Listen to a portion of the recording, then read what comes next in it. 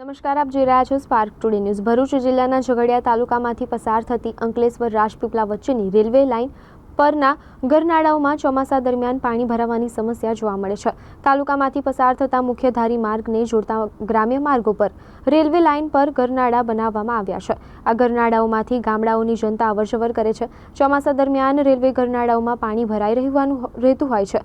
Up down કરતા વિદ્યાર્થીઓ તેમજ અન્ય ગામોએ જતા આવતા ગ્રામજનો હાલાકીમાં મુકાયા છે। ત્યારે ઉલ્લેખનીય છે કે ઉમલ્લા નજીક કાલિયાપુરા ગામ પાસે મુખ્ય ધારી માર્ગને જોડતા ગ્રામીણ માર્ગ પરના રેલવે ગરનાળામાં પાણી ભરાતા આ પંથકના ગામોના લોકો તેમજ નજીકમાં આવેલી રાજશ્રી વિદ્યા મંદિરના શાળાના વિદ્યાર્થીઓ મુશ્કેલીમાં મુકાયા હતા। આ સ્થળ નજીક આરપીએલ નામની કંપની આવેલી છે। આ કંપનીમાં શાળા આવેલ હોય આજુબાજુના ગામોના વિદ્યાર્થીઓ આ શાળામાં અભ્યાસ અર્થે આવે છે। ગરનાળામાંથી પાણી ભરાઈ જવાથી વાલીઓ મેન રોડ પર પોતાના વાહન મૂકી અડધો કિલોમીટર દૂર સુધી બાળકોને શાળા પરથી પગપાળા લેવા તેમજ મૂકવા જવું પડે છે।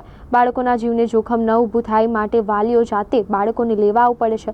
ગરનાળામાં પાણી ભરાવાના કારણે આવવા જવામાં તકલીફ પડે છે। કેટલાક વાલીઓ જીવના જોખમે બાળકોને ગરનાળામાંથી પસાર થતા હોવાથી કોઈ મોટી દુર્ઘટના થાય તો જવાબદાર કોણ તેવો સવાલ ઊભો થઈ રહ્યો છે।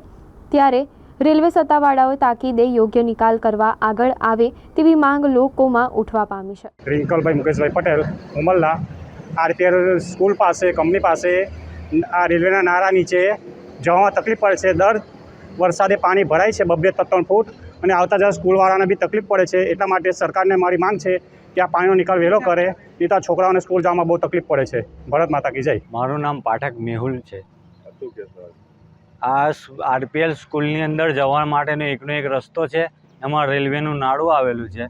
એની અંદર પાણી દર વરસાદે ભરાઈ જાય છે અને છોકરાઓને હેરાનગતિ થાય છે। અમારે લેવા અને મૂકવા માટે જાતે આવવું પડે છે। એ માટે સરકારને વિનંતી કે આનો કોઈ જલ્દી ઉપાય કરે, જેથી અમારા બાળકો સમયસર સ્કૂલે પહોંચે અને એમની જાતે આવી શકે। બાળકોને હજી અવર જવર કરવામાં કંઈ જોખમ ખરું? પાણીમાં ગાડી બંધ થઈ જાય તો અંદર ફસાઈ જાય છોકરાઓ, ડૂબવાનો આ રીતનો ભય રહે। અમારે એક તો છોકરા નાના 4 વર્ષનો છોકરો છે, તો એ રીતના નાના છોકરાઓ હોય તો એમને શું છે કે ગભરાઈ જાય, બીજું કંઈ નથી। સ્કૂલ મેનેજમેન્ટ દ્વારા કોઈ વ્યવસ્થા કરવામાં આવી છે? ના, સ્કૂલમાંથી તો કંઈ ખ્યાલ નથી એવો।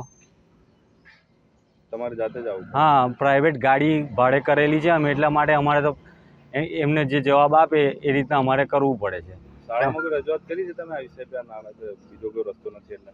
ના, એવી કોઈ રજૂઆત નથી હમણાં કરેલી। પરમાર મનીષ ક્યાં આવ્યો છે? અહીં આરપીએલની સ્કૂલ છે।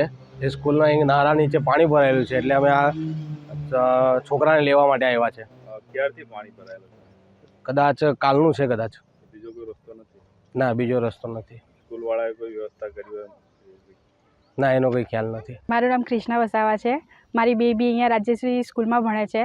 તમે પાછળ જોઈ શકો છો કે જેમ કે નાળામાં પાણી ભરાયા કરે છે તો બેબીને આવવાની તકલીફ થાય છે। અને અમે હમણાં સ્કૂલેથી જઈને આવ્યા તો લાંબો રસ્તો ચાલવું પડે છે।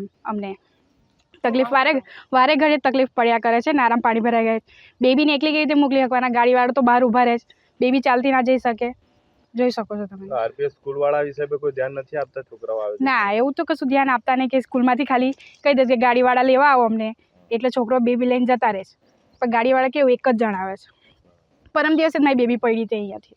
હા, તો જાતે લેવા એટલે આવવું પડે? હા, તકલીફ પડે છે। શું માંગ છે? વસાવા કૃષ્ણ। અમારી માંગ એવી છે કે આ પાણીનો વહેલો નિકાલ કરે। વરસાદનું જ્યારે બી પાણી ભરાય તો એનું નિરાકરણ કરે કે બીજી વાર ભરાય ના પાણી।